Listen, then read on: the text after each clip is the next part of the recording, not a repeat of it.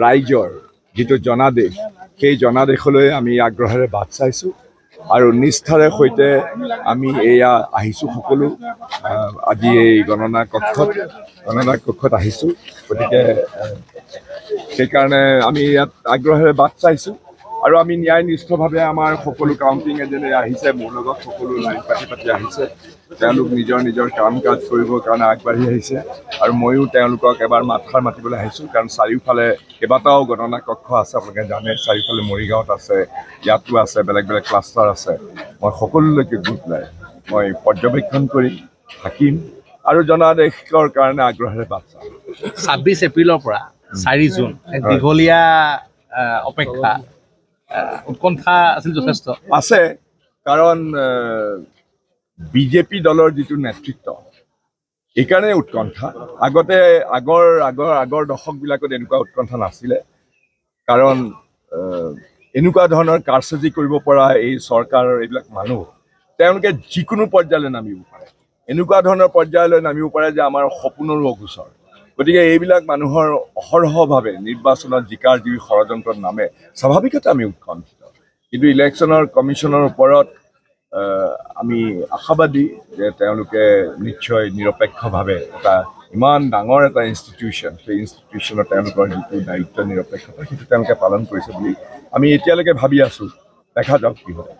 exit পোলৰ কথা কি ক'ব যিহেতু চাওক এক্সিট পোল এইটো আগতেই আমি পূৰ্বানুমান কৰিছিলোঁ কাৰণ আপোনালোকে ভালকৈ জানে যে দিল্লী নয়ডা আৰু বম্বে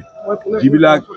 ডাঙৰ পুঁজিপতি গোষ্ঠীৰ আয়ত্তাধীন যিবিলাক ডাঙৰ অৰ্ণৱ গোস্বামী জাতীয় যিবিলাক অনুষ্ঠান সেইবিলাকতো বিজেপিৰ নৰেন্দ্ৰ মোদী ডাঙৰীয়াৰ পকেটত সোমাই থকা বুলি গোটেই ভাৰতবৰ্ষৰ দুগ্ধপুষ্য বালকেও জানে গতিকে তেওঁলোকে নিৰপেক্ষভাৱে একোৱেই কাম নকৰে গতিকে তেওঁলোকে যে এনেকুৱা ধৰণৰ মোদী ডাঙৰীয়াক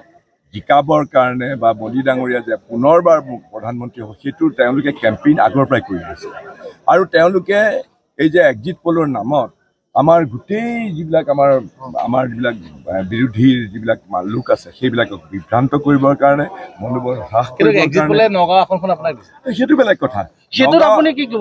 নগাঁও আসনখন মোক দিব পাৰে কাৰণ একেবাৰে মুখলজ্জা বুলি এটা কথা তেওঁলোকৰ ক্ৰেডিবিলিটি বুলি কিবা এটা চাগে চেষ্টা কৰিছে সেইটোলৈ মই প্ৰমাণ নকৰোঁ সামগ্ৰিকভাৱে কিন্তু জনা কথা তেওঁলোকে সদায় ষ্টেজ মেনেজ হৈ থাকে তেওঁলোকে এইবিলাক কৰে আমি তেওঁলোকক এতিয়া ইংৰাজী দেখাৰ কথা আছে with a pinch of salt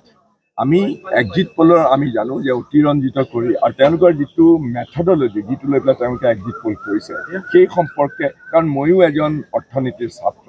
গতিকে ময়ো জানো গতিকে মই জানো যে এই তেওঁলোকৰ যিটো মেথডলজি এইটো বৰ চেলেং পেটেং এইটো লৈ পেলাই তেওঁলোকে খুব প্ৰণালীগতভাৱে এইবিলাক কৰা নাই আৰু তেওঁলোকৰ চেম্পল চাইজো বৰ সৰু গতিকে মই সেইকাৰণে এইবিলাক লৈ পেলাই একেবাৰে মানুহে যেতিয়া আমাৰ কিছুমান মানুহ অলপ বিমৰ্ষ হৈ পৰিছিলে আমাৰ মানুহ মই কৈছোঁ এইবিলাক লৈ পেলাই মুঠেই গুৰুত্ব দিব নালাগে আমি এই 4 তাৰিখৰ জনাদেশলৈ বাট চাওঁ যিটো হিন্দীত কয় নহয় এওঁলোকে